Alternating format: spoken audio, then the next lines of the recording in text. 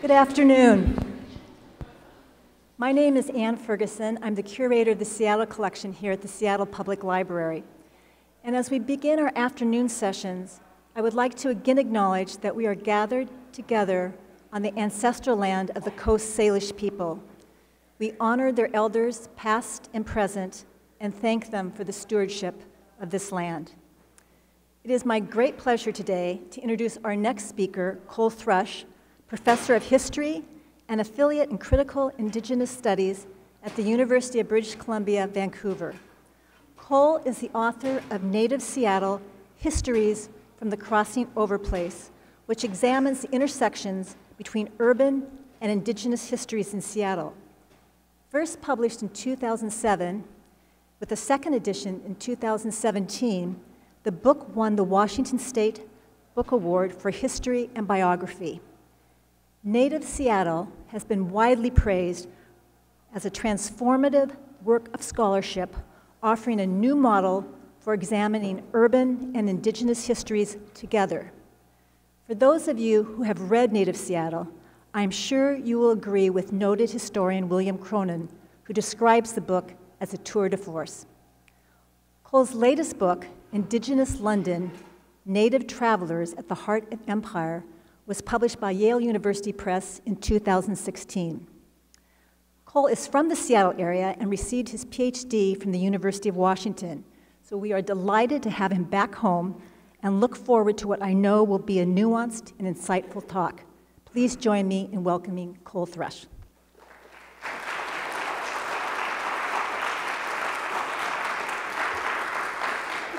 Thank you so much. And I wanted to start actually by, where's Jordan?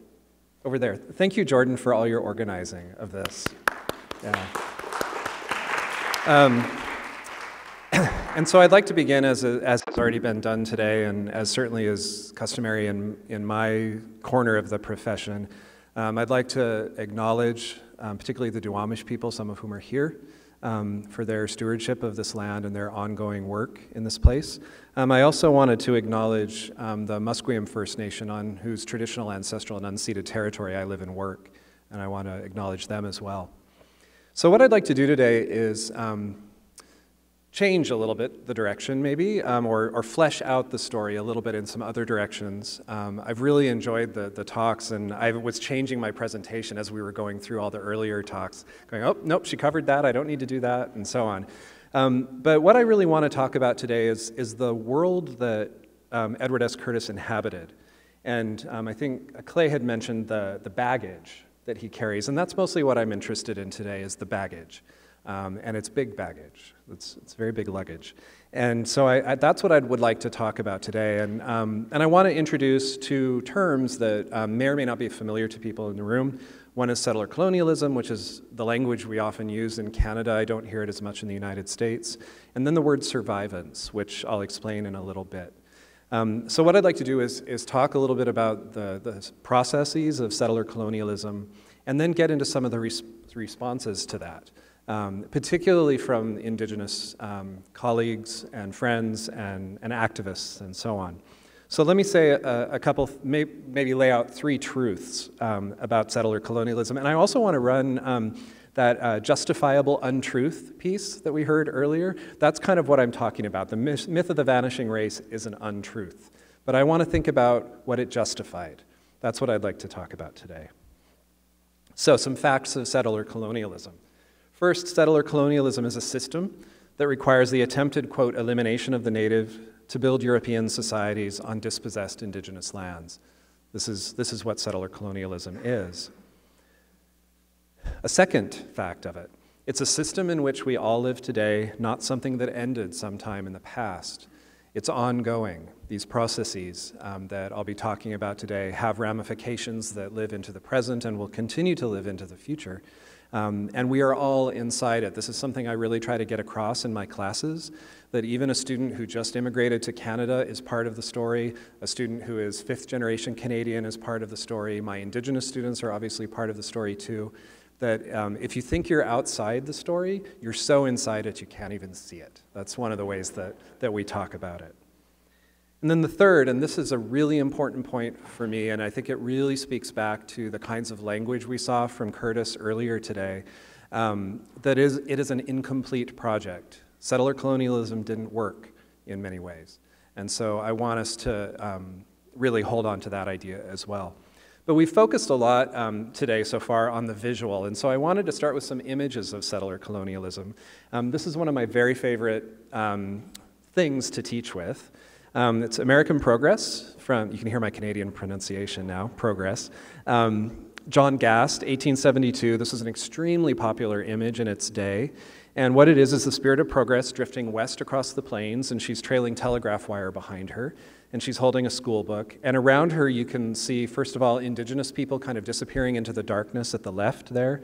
And then around her, all the stages of so-called civilization, the wagon train, the miner, the plow, the stagecoach, the railroad. And then in the light of the rising sun is the city. And this is the way that North American history is typically told. That indigenous people are over here, urbanity and cities are over here, and never the twain shall meet. When urban history begins, indigenous history ends, and so on. That's what I was trying to really wrestle with and undermine with Native Seattle, and also with my book about London. And so this is an image of manifest destiny. And that's a term that I imagine most folks who know American history are familiar with. I just thought I'd throw up a quote from John O'Sullivan here, who coined the term and add that phrase. And that claim is by the right of our manifest destiny to overspread and possess the whole of the continent which Providence, God, has given us for the development of the great experiment of liberty and federated self-government entrusted to us. So settler colonialism is a spiritual and religious project, in addition to a political one and a cultural one. And we see thousands of manifestations of it from O'Sullivan's time to later. This is Westward the Course of Empire Takes Its Way, which is also represented in massive form in Washington, D.C. And these are really standard images of the way Americans, and I would say to somewhat of a lesser degree Canadians, narrate their past. And this is the kind of world that Curtis inherited, these sorts of ideas, and that's where I want to take us today. Other images from the same kind of framework from the 19th century. This is a page from a school book like the one The Spirit of Progress is carrying, and it says down at the bottom, an American Indian contemplating the progress of civilization. And what's really important for us, if we're thinking visually about these images, is the way that they're framed. So again, to use that word. And here the indigenous person, this kind of stock character, his bow is unstrung, his hatchet is laid down, and he's kind of outside the frame. The real story is happening in the distance, and he's not part of it. So he's outside of the future, really. He's trapped in the past. And here's an image from here, 1903, a real estate brochure. The tidelands hadn't been filled yet, of course. But this is, sort of stock characters from the American imagination that don't really have anything, obviously, to do with local Coast Salish culture, and just sort of watching this belching industrial skyline of the future. And so they're, again, framed outside the story. And so what I'm really interested in is how Curtis kind of inherited these ways of talking about indigenous people and modernity. That those two things, to be indigenous and to be modern, are actually somehow mutually exclusive. His work is legible because of that. And one of the things I want us to be thinking about is why his work was so popular in its day and maybe is still popular in the present. What is it, not so much what he's doing, but what is his audience doing? What does his audience desire from these sorts of images? That's something I want us to be thinking about as well. And I'll just show this image again, which we've already talked about a bit. The two versions of the Pigan Lodge, one with the clock inside it. And I am of the mind that I think that this was a conscious decision, maybe because Curtis was carrying some of these ideas about indigeneity versus modernity, but he certainly knew what his audiences wanted. And I think his audiences wanted something, quote, authentic. And so to have these markers of the modern in these images becomes a problem. Because the alternative to another image like this that would have been quite contrary to Curtis's images is a photo like this from 1905. So this is Goyatle or Geronimo. the Apache leader, and some other folks in a Cadillac. And this was a very common image, very widely disseminated image in the early 20th century. It was a very popular image. And it was an image that was designed, I think, to do a couple of things. One was to say, look, we've conquered this person and sort of tamed Goyasle, this person who we had been so afraid of. But it also is a bit of a joke. It's that juxtaposition of the modern and the native that makes it kind of legible, I guess. And so if you're interested in these images and these kinds of stories about indigenous and modern things being so separate, I really want to recommend the book Indians in Unexpected Places. It's an extremely well-written, really readable book by Phil Deloria. If you recognize that name, he's the son of Vine Deloria, who is kind of one of the great intellectual fathers of indigenous studies, native studies, a really important theologian. And Phil is now at Harvard, but he's written this book that takes apart these kinds of images and shows people during the same time period of Curtis's life, native people making films in Hollywood, native people doing sports, and all these things that don't kind of track with our stereotypical images of native people, which are the images that Curtis was trafficking in. So this is kind of almost an anti-Curtis story in many ways. And I'm going to leave a little time for questions today too, but I wanted to do a little bit of a detour to a different place. I wanted to take us to Chicago in 1893 to the World's Columbian Exposition. So as many of you know, this was the Great World's Fair in Chicago. You know, millions of people went to it. Most of the buildings were built out of plaster, which I think is quite interesting. It was a very temporary but sort of imposing space. It's the 400th anniversary of Columbus that it's celebrating and so on. And it was really the United States, Chicago, but also the United States, sort of saying we are now a world force. We are a modern city. We are a modern nation. We are a force to be reckoned with. And there was an interesting event that took place at the Chicago Fair. The American Historical Association, so my profession, met there. And they heard a lecture from this guy, Frederick Jackson Turner. And he was a fairly young scholar at the time, younger than I am certainly. And he gave a talk called The Significance of the Frontier in American History. And in that talk, he really laid out a whole theory of American history that really crystallized a lot of ideas like John L. O'Sullivan's ideas, like John Gast's ideas in that American Progress painting. And his basic thesis, if I kind of simplify it, is this, that you take the sort of racial superiority of Europe, you rub it up against savagery or civilization, and out of that emerges this thing called the American. And that is somehow superior and moving into the future, and so on. And that was really his formulation, and that is still really a powerful kind of image that Americans have almost always, at least since the colonial period, used.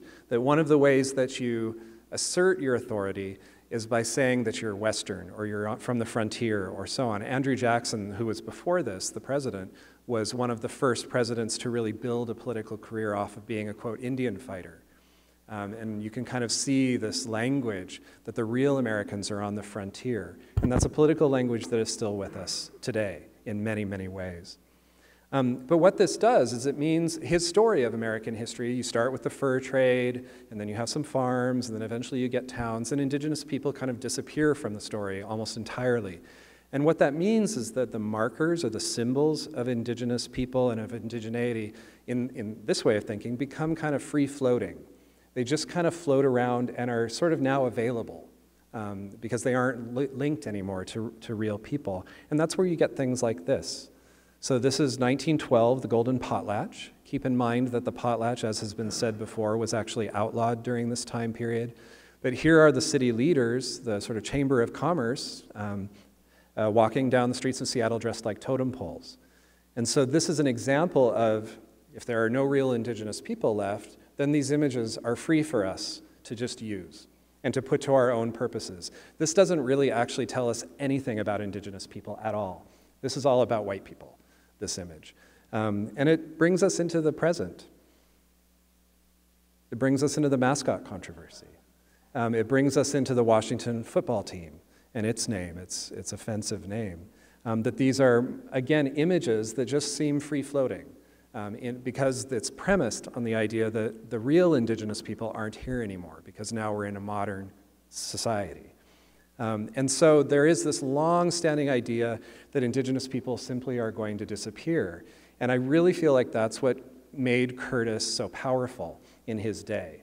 I'm not sure that that's why people look at him today so much, but certainly during his lifetime, that's why he was so compelling to so many people. His images and so on were almost like an antidote to being modern. And that's something that I think it's really important for us to think about. But none of this was inevitable, and at the same time that all of these kinds of stories are being told and narratives are being produced, there are real policies that are happening on the ground that are affecting indigenous people. Most notably, I mean, one I'll talk about today, in addition to just flat out what some folks call necropolitics, genocide, is cultural genocide.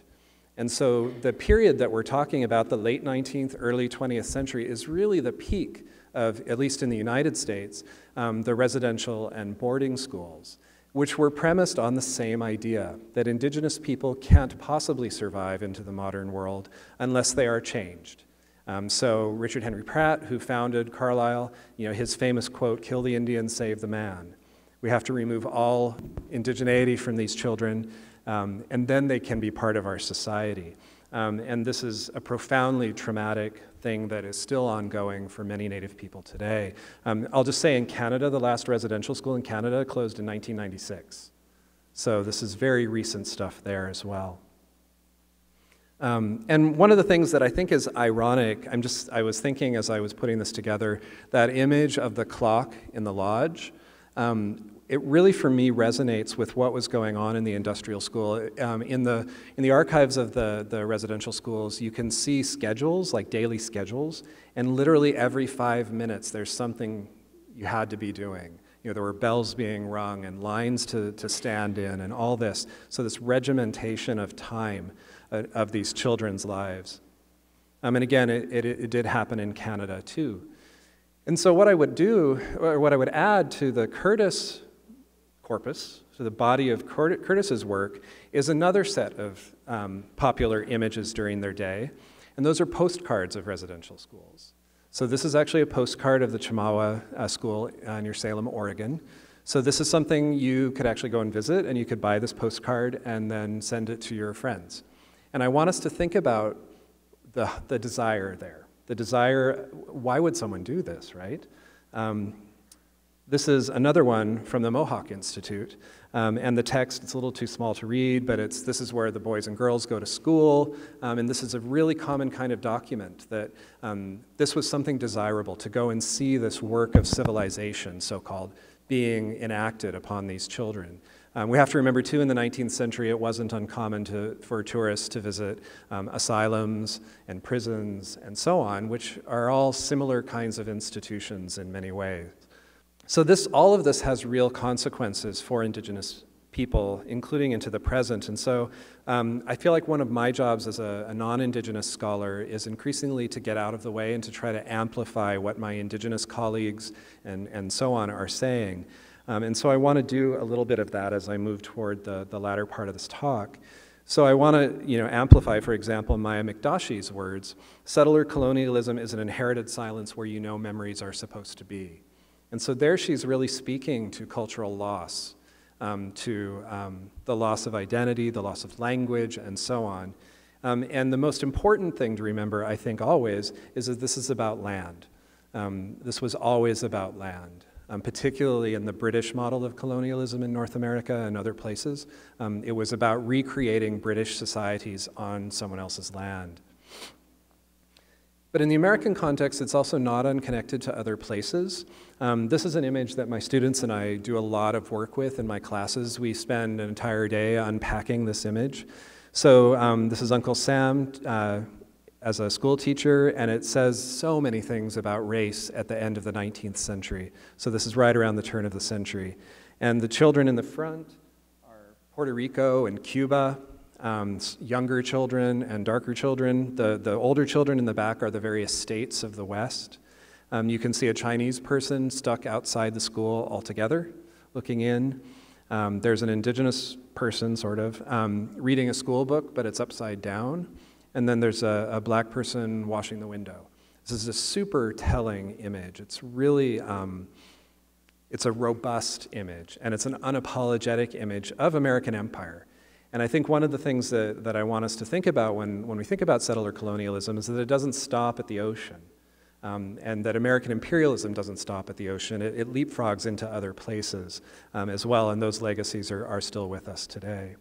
So I'm going to turn to the story of survivance in just a minute, but I wanted to just really quickly say something about a very real story that does speak to the issue of the so-called vanishing race. And that's what some scholars and others call ecological imperialism.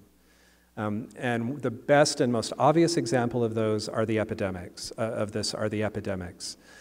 So this is an early engraving of a scene that may or may not have really been seen by the artist, I don't know. But when we think about 90 to 95% of the population of the Americas losing their lives in the first century of contact, for many people that was evidence of the vanishing race. That was evidence that God was doing his work. And you see this in early Puritan accounts in New England, for example. God is clearing the land for us. And you'll often see in accounts of this stuff, you'll see messages of sympathy. Oh, it's very lamentable that this is happening, but it's almost always followed by a statement of inevitability, that this was just inevitable. And I think it's really important as we look at the historical archive and as we look at stories of indigenous people struggling with this experience, that sometimes indigenous people did wonder what's going to happen to us. And a good example of that is Seattle. In the speech that's attributed to him, there is a sense, and this is what I always struggle with this text, there's a sense that we're going to haunt the people who are coming, but we may not be here ourselves anymore. And I see this again and again in the archive and in oral traditions and so on, where indigenous people are concerned that in fact the vanishing race might be coming true because of what's going on with ecological imperialism, with war, and so on.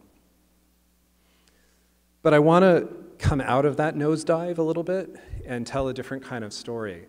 So this is my colleague Laura Ishiguro, who works on British Columbia history, and she has this really cogent statement. The emerging settler order could be both powerful and partial, inconsistent in its imposition, complicated in its effects, we've been talking a lot about complexity, and never inevitable or without resistance. And so this is really crucially important. That we think about settler colonialism not as this done deal, but something that's ongoing, and the resistance is ongoing as well. And that's where I come to a term that I've found really useful in talking about these things with my students, is the concept of survivance. And it's a term that was coined by Jerry Visner, an Anishinaabe scholar, and he says that survivance is about more than just survival. It's kind of a combination word of survival and resistance. And it makes space not just for living through it all, but things like creativity, joy, rage, other forms of resistance, and so on. And so I've found that in my work as a scholar and as a teacher, it's really important that when I talk about settler colonialism, that I also talk about survivance, that you have to have both those pieces. I would say one of the biggest challenges in writing history around imperialism and colonialism is if you overstate the power of colonialism, then indigenous people become only victims, and they get past tensed, and then you get something a little bit like Curtis. If you go too far in the other direction and only speak about survivance and only speak about indigenous agency, well, then colonialism doesn't sound so bad. So that's not the right kind of story either. So for me, what I try to do with my students is to help them learn to kind of oscillate in the space between those two versions of the story, and to do it using historical evidence, and to do it in solidarity with indigenous agendas today. That's kind of my goal as a teacher. And this is a real theme, I would say, coming out in indigenous studies today, is both an indictment of settler colonialism, but also really clear expressions that indigenous people have survived into the present and will survive into the future and are doing all kinds of creative things. My friend Audra Simpson, who's probably the one of the top 2 or 3 leading indigenous intellectuals in the world right now. I just love this sentence: the condition of indigeneity in North America is to have survived. That's exactly the opposite of some of the things that we've heard from Curtis and people from his time period. It's quite a different story altogether. And we can see this in the election of the last couple of weeks. We've already mentioned, at least briefly, Sharice Davids and Deb Haaland. And one of the things that I do want to say about Curtis, and about the archive, the colonial archive itself, is that it can be used against itself. And Curtis is part of that. So I'm thinking back to 1999, which is a long time ago now, when I was in graduate school and the Makah started whaling again, and the massive resistance they experienced, particularly from the environmental movement. And one of the things that happened during that discussion was Makah people sort of reclaimed Curtis's images of whaling and said, look, this is an unbroken tradition. It's a tradition that was on hiatus for a while. It was on hold because the whales were mostly gone and we chose not to whale anymore, but now we're back. And so these images can be really useful for indigenous communities. And so in my criticisms of Curtis and what he thought he was doing and what his audiences thought they were consuming, it's really important to remember that indigenous people have their own agendas with these images, both at the time that they're being produced as well as today. And these can be really important archives for communities, for getting songs back, for the vocabularies, maybe for a language that is struggling to stay active, and so on. And because I'm now a dual citizen, I wanted to broadcast a little bit of Canadian material. This is a really good example of that process at work. Jeremy Dutcher just won the Polaris Prize in Canada, which is sort of the biggest musical prize. It's like the Grammys in Canada. He's Wolastoq, or Maliseet, from New Brunswick. And he has a whole album that he's created based on wax cylinder recordings that are 100 years old. So just like the kinds of things that Curtis was collecting, he's built an entire album. He's a classically trained musician. He's built an entire album around these wax cylinder recordings where he's literally singing with them and remixing them. And I saw him live right after he won the Polaris. It was remarkable. It was one of the best concerts I've ever been to. So I really recommend you check him out because I want to sort of amplify his work. But it's really a good example of what I try to do in my teaching, and I think what a lot of us in Indigenous studies are engaged in is trying to go back to these colonial archives and documents and so on and put them to different uses. Can we read between the lines? Can we read against the grain? And I worked for Muckleshoot for 3 years after my PhD, and that was one of the things they asked me to do. They said, we don't care how racist the documents are or how wrong they are, we just want to know where we're represented, and then we'll figure out how to use those against themselves. So the colonial archive, which sometimes gets ignored or dismissed, can be a really powerful tool for resurgence and survivance. And I've really appreciated two Indigenous responses directly to Curtis. Some of you may know the Project 562 project that Matika Wilbur from Tulalip has done, which was sort of started as a response to Curtis. This is the Edward S. Curtis Project by Marie Clements, who's a Métis woman from Canada, from what is currently called Canada. Here she's saying, we have our own images, we have our own voices, we have our own ways of presenting ourselves. And all of this work, Clement's work, Matika Wilbur's work, all of these projects of reclaiming and so on are part of resistance. And they're part of resistance to the ongoing processes of settler colonialism that are happening today. So we can see a through line, a connection between what was happening in the 19th century and what's happening today. And we can also think about these ongoing patterns of resistance, like at Standing Rock. And so one of the things I'm quite interested in doing as a scholar and as a teacher and helping my students learn to do this is to try to find genealogies of resistance. That's how I phrase it. How can people who want to make change in the world today find their ancestors? And I don't necessarily mean literal ancestors, but I mean kind of more figurative ancestors, people who were doing the work before us. And so that's been really important to me. So I'll end with a slide from Chicago in 1893 at the World's Fair. World's fairs often have included human zoos, or what are often called human zoos. So ethnographic displays of people here in Seattle. There were Inuit and Filipino people put on display on what's now the UW campus as part of the 1909 World's Fair. And that was true at Chicago as well. And a group of Kwakwaka'wakw people from British Columbia were brought to the fair, and their images, or the way they were portrayed, really trafficked in images of savagery and cannibalism and all these sorts of horrible images. But they were also there doing their own work. They were there for their own agenda as well. Again, the potlatch and the ceremonial regalia and the dances and all that were outlawed. This was a way for them to put themselves on the world stage and say who they were and represent themselves and the power that's represented in their regalia and the masks and everything else and so on. So it's a chance for us to, even in the most coercive, exploitative kinds of moments, to find agency, to find resistance.